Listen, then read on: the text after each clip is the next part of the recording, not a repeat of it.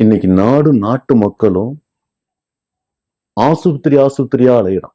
ம். அவ்வளவு பேருக்கும் அவ்வளவு நோய் இருக்கு. சரி. புரியுதுங்களா? நோயற்ற வாழ்வே குறைவற்ற செல்வம். ம். எவ்வளவுதான் கோடி கோடியா குவிச்சு வச்சிருந்தாலும் ஒரு நோய் வந்துருச்சுன்னா அந்த குவிச்சு வச்ச செல்வம் எல்லாம் கரைஞ்சு போயிடும். சரி. அந்த நோய் இல்லாம இருக்கணும்னா என்ன பண்ணணும்? என்ன பண்ணணும்? அதான். ம். அதுக்கு நாங்க பிளான் பண்ணி வச்சிருக்கோம். எப்படி ஹாஸ்பிட்டல் கட்டமைப்புகளா மாத்திருவீங்களா? மருத்துவமனைகள்லாம் எப்படி நிறைய எடுத்துட்டு வந்துருவீங்களா? மருந்து புதுசா கண்டுபிடிப்பீங்களா? புரியுதுங்களா? இப்பயும் புத்தி எங்க வேலை செஞ்சுட்டு இருக்கு பாத்தீங்களா? கரெக்டா அந்த நோய் இல்லாம இருக்கணுங்கிற இடத்துக்கே யோசிக்கல. ம். ஆஸ்பத்திரியை கட்டணும், ம். மருந்த விக்கணும், ம். மக்கள்கிட்ட இருக்கிற பணத்தெல்லாம் புடுங்கணும். இப்படிதானே சிந்தனையில இருக்குது. சரி, நீங்க எப்படி அதை டெவலப் பண்ணுவீங்க? டைனோசர் தெரியுமா? டைனோசர். ஆமா தெரியும், பார்த்திருக்கேன். சினிமாலலாம் பார்த்திருக்கேன்.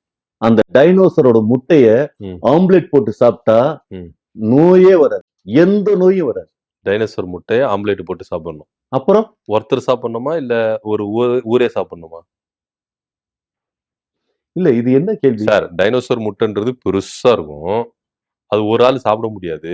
ஒரு ஊர் ஹலோ, நோய் இருக்கிறவன் சாப்பிடணும், நோய் இல்லாதவனும் சாப்பிடணும். ஓ, புரியுதுங்களா? சரி, சரி. எந்த நோயும் வராது. ம். அது எவ்வளவு சாப்பிடணும், என்ன சாப்பிடணும், ஆம்லெட் மட்டும் தான் போட்டு சாப்பிடணுமா? இப்படிதான் கேட்பீங்களா? சரி. டைனோசர் முட்டை சாப்பிடணும்னு சொல்றேன். சரி, முட்டைய திருடிட்டு வந்தா டைனோசர் நம்மள வந்து அழிச்சிராது? ஹலோ, ம். இப்ப டைனோசரே இல்ல. அப்ப முட்டை எங்க இருந்து வந்தது? அதுக்குதான் ம். இதெல்லாம் தெரிஞ்ச கம்யூனிட்டி பையில தான் ம். இந்த கொசு இருக்கு இல்லையா? ஆமா. அந்த கொசுவை மருந்து போட்டு சாவடிக்கிறானுங்க, புகை போட்டு சாவடிக்கிறானுங்க. சார், கொசுக்கும் டைனோசருக்கும் என்ன சம்பந்தம் இருக்கு? கொசு வந்து தம்மாத்துண்டு இருக்கும். டைனோசர் இந்தா பெருசு இருக்கும். 2த்துக்கு என்ன கனெக்ஷனு? சம்பந்தமே இல்லாம பேசுறீங்க. இறைவனோட படைப்புல எல்லாத்துக்கும் சம்பந்தப்படுத்தி தான் வச்சிருக்கான். தெரியுமா? கொசுலயும் டைனோசர்ல என்ன சம்பந்தப்படுத்தி வச்சாரு? ஹலோ, ஒரு காலத்துல கொசு டைனோசரை கடிச்சு ரத்தத்தை உறிஞ்சி வச்சிருந்தது. என்னது? என்னதா? ம். இப்பெல்லாம் கொசு கிட்ட வந்து டைனோசரோட டிஎன்ஏ இருக்கு.